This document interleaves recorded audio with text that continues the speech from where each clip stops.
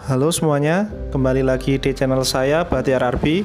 Pada kesempatan kali ini saya akan membahas materi latsar mengenai analisis isu kontemporer, di mana perubahan adalah sebuah keniscayaan. Perubahan adalah hal yang pasti akan kita hadapi. Sekarang ini kita ada di fase revolusi industri 4.0 dan sudah mulai beranjak ke era society 5.0.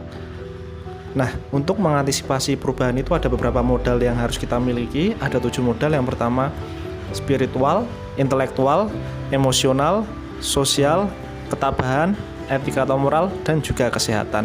Nah, ada tiga tipe orang dalam menghadapi suatu perubahan. Yang pertama yaitu quitters, yang tidak mau menghadapi tantangan dan lari dari masalah.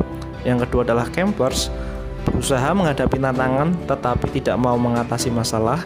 Dan yang ketiga, climbers, pantang menyerah, produktif, dan juga visioner. Nah, modal-modal itulah yang harus kita miliki dalam menghadapi suatu perubahan. Dan kaitannya dengan perubahan-perubahan yang pasti itu, peran dan fungsi ASN antara lain adalah iron stock, di mana pegawai ASN harus bisa menjadi pengganti orang-orang yang memimpin di pemerintahan nantinya, yang berarti pegawai ASN akan menjadi generasi penerus untuk memimpin bangsa ini nantinya.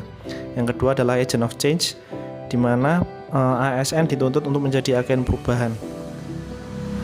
Jika ada sesuatu yang terjadi di lingkungan sekitar dan itu ternyata salah, pegawai ASN dituntut untuk mengubahnya sesuai dengan harapan yang sesungguhnya. Yang ketiga adalah social control, di mana pegawai ASN harus mampu mengontrol sosial yang ada di lingkungan sekitarnya. Jadi selain pintar di bidang akademis, pegawai ASN harus pintar juga dalam bersosialisasi dengan lingkungan. Yang keempat adalah moral force, di mana diwajibkan untuk menjaga moral-moral yang sudah ada. Jika di lingkungan sekitarnya terjadi hal-hal yang tidak bermoral, maka pegawai ASN dituntut untuk merubah serta meluruskan kembali sesuai dengan apa yang diharapkan. Nah, dengan modal-modal untuk mengantisipasi perubahan dan juga peranan fungsi ASN untuk menghadapi isu-isu kekinian, ada beberapa analisis yang bisa digunakan untuk menetapkan isu. Kemampuan itu adalah yang pertama informal scanning, peduli terhadap masalah dalam organisasi dan mampu memetakan hubungan kausalitas. Yang kedua adalah problem solving, mampu mengembangkan dan memilih alternatif dan mampu memetakan aktor terkait dan perannya masing-masing. Yang ketiga analisis, mampu berpikir konseptual, mampu mengidentifikasi, mengimplikasi, mengambil manfaat dari sebuah pilihan kebijakan. Isu-isu kontemporer yang sedang tren sekarang ini antara lain pandemi COVID-19, biological warfare, kemudian adalah tatanan dunia baru, New World Order, isu-isu di Jazirah Arab dan sebagainya.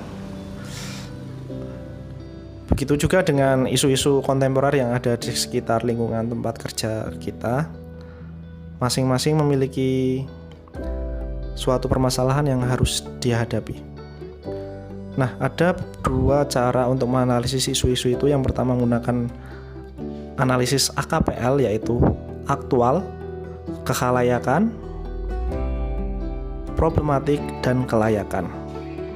Yang kedua yaitu USG atau urgency, seriousness, dan growth. Metode analisis AKPL yang pertama aktual, benar-benar terjadi dan sedang hangat dibicarakan dalam masyarakat. K-nya kedua adalah kekhalayakan, isu yang menyangkut hajat hidup orang banyak. Yang ketiga problematik, isu yang memiliki dimensi masalah yang kompleks sehingga perlu dicarikan segera solusinya. Yang keempat kelayakan, isu yang masuk akal dan realistis serta relevan untuk dimunculkan inisiatif pemecahan masalah. Kemudian ada metode analisis yang kedua yaitu USG. Urgensi yang pertama berupa seberapa mendesak suatu isu harus dibahas, dianalisis dan ditindaklanjuti. S-nya adalah seriousness, Seberapa serius suatu isu harus dibahas dikaitkan dengan akibat yang ditimbulkan. Kemudian G, growth, seberapa besar kemungkinan memburuknya isu tersebut jika tidak ditangani sebagaimana mestinya. Dari pembahasan itu, isu-isu yang terkait dengan lingkungan kerja saya adalah mengenai referensi-referensi yang digunakan mahasiswa dalam lagu-lagu yang bermuatan moral, bersifat umum, memiliki makna filosofis yang nantinya akan diajarkan saat mereka menjadi guru di PAUD kelak. Nah, kekurangan referensi ini disebabkan oleh minimnya referensi-referensi yang mereka dapatkan dari sosial media. Solusinya adalah dengan memberikan referensi lagu-lagu terkait lagu anak yang akan diajarkan untuk anak nantinya, bisa dari lagu-lagu daerah maupun lagu anak nasional. Nah, beberapa lagu daerah, salah satu contohnya adalah Tembang-tembang ciptaan Sunan Kalijaga, di mana lagu-lagu ciptaan Sunan Kalijaga memiliki kandungan moral dan juga sangat berfilosofis. Lagu ini tepat jika dijadikan referensi ketika mahasiswa PAUD mengajar anak usia dini nantinya. Sekian, jika ada pertanyaan silakan tulis di kolom komentar. Sampai jumpa di konten berikutnya. Dah.